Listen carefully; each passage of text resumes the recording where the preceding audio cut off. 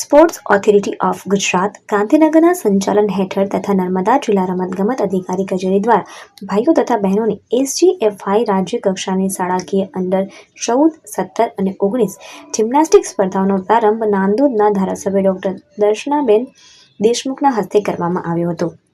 વિદેશ મંત્રી doctor S જયશંકરના અનુદાનમાંથી રૂપિયા 2.40 કરોડના ખર્ચે ખેલકૂદ માટે તૈયાર કરાયેલ અદ્યતન જિમ્નાસ્ટિક હોલને કેન્દ્રમાં રાખીને નાંદોદના ધારાસભ્ય ડોક્ટર દર્શનાબેન દેશમુખે જણાવ્યું કે અહીં રમતવીરોને ફિટનેસ તથા તેમના પ્રદર્શનને વધુ બહેતર બનાવવા માટે કોચો દ્વારા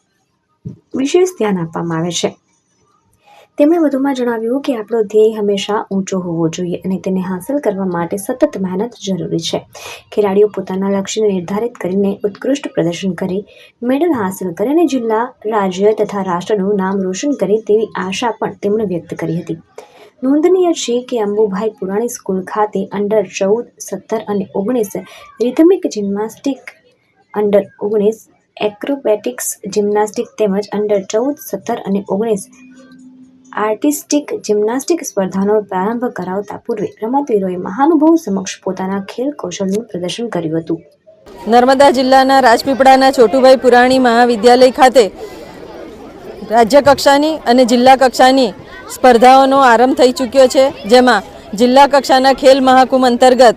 સ્કેટિંગની સ્પર્ધાનું આયોજન થયું છે, જેમાં ભાઈઓ અને બહેનોની બંનેની ટીમે આ સ્પર્ધામાં ભાગ લીધો છે અને જિલ્લા કક્ષાની આ ટીમમાં સ્કેટિંગમાં 9 વર્ષથી લઈને ઓપન સુધી જે વિદ્યાર્થી મિત્રોએ ભાગ લીધો છે એ સૌને હું ખૂબ શુભકામનાઓ પાઠવું છું અને તેઓ પોતાનું ખૂબ જ સારી રીતે બેસ્ટ પરફોર્મન્સ આપે એ માટેના એમને શુભકામનાઓ પાઠવું છું. સાથે સાથે રાજ્ય કક્ષાની પણ જિમ્નાસ્ટિકની જે સ્પર્ધા છે એ આ જ પરિસરમાં ચાલી રહી છે કે જેમાં અંડર 14, 17 અને 19ના જિમ્નાસ્ટિકના લગભગ 200 કરતાં વધારે